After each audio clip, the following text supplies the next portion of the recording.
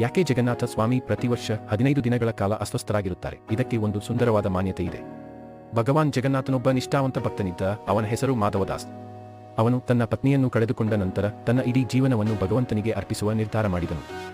ಭಗವಾನ್ ಜಗನ್ನಾಥನು ತನ್ನ ಈ ನಿಷ್ಠಾವಂತ ಭಕ್ತನನ್ನು ನೋಡಿ ಬಹಳ ಸಂತೋಷಪಟ್ಟರು ಮತ್ತು ಅನೇಕ ಬಾರಿ ಅವನಿಗೆ ದರ್ಶನ ನೀಡಿದರು. ಒಂದು ದಿನ ಮಾಧವದಾಸ್ ಅಸ್ವಸ್ಥರಾದರು. ರೋಗದಿಂದಾಗಿ ಅವನ ಶರೀರ ದುರ್ಬಲವಾಯಿತು. ಭಗವಂತನು ತನ್ನ ಭಕ್ತನ ಸೇವೆ ಮಾಡತೊಡಗಿದನು. ನಂತರ ಮಾಧವದಾಸ್ತಿಗೆ ಪ್ರಜ್ಞೆ ಬಂದು ಭಗವಂತನನ್ನು ಕೇಳಿದನು, ಪ್ರಭು, ನೀವಂತಹ ತ್ರಿಲೋಕದ ಪ್ರಭು ಆಗಿದ್ದರೆ ನನ್ನ ರೋಗವನ್ನು ಕೇವಲ ಒಂದು ಕ್ಷಣದಲ್ಲಿ ಪರಿಹರಿಸಬಹುದಿತ್ತು. ನೀವು ನನ್ನ ಸೇವೆ ಮಾಡಬೇಕಾಗಿರಲಿಲ್ಲ. ಆಗ ಭಗವಂತನು ನಗುತ್ತಾ ಉತ್ತರಿಸಿದನು, ಮಾಧವದಾಸ, ನೀನು ಈ ಜನ್ಮದಲ್ಲಿ ಈ ದುಃಖವನ್ನು ಅನುಭವಿಸದಿದ್ದರೆ ನಿನಗೆ ಇನ್ನೊಂದು ಜನ್ಮ ತೆಗೆದುಕೊಳ್ಳಬೇಕಾಗುತ್ತಿದ್ದಿತು. ಆದರೆ ನಾನು ನೀನು ಪುನರ್ಜನ್ಮ ಪಡೆಯಬಾರದೆಂದು ಬಯಸಿದ್ದೇನೆ. ನಿನಗೆ ಇನ್ನೂ 15 ದಿನಗಳ ದುಃಖ ಉಳಿದಿದೆ. ಅದು ನಿನ್ನಿಂದ ತೆಗೆದು ನಾನು ಅನುಭವಿಸುತ್ತೇನೆ. ಅಂದಿನಿಂದ ಇಂದಿಗೂ ಭಗವಾನ್ ಜಗನ್ನಾಥನು ಪ್ರತಿ ವರ್ಷ 15 ದಿನಗಳ ಕಾಲ ಅಸ್ವಸ್ಥರಾಗಿರುತ್ತಾರೆ ಎಂಬ ಭಕ್ತಿಯ ನಂಬಿಕೆ ಇದೆ.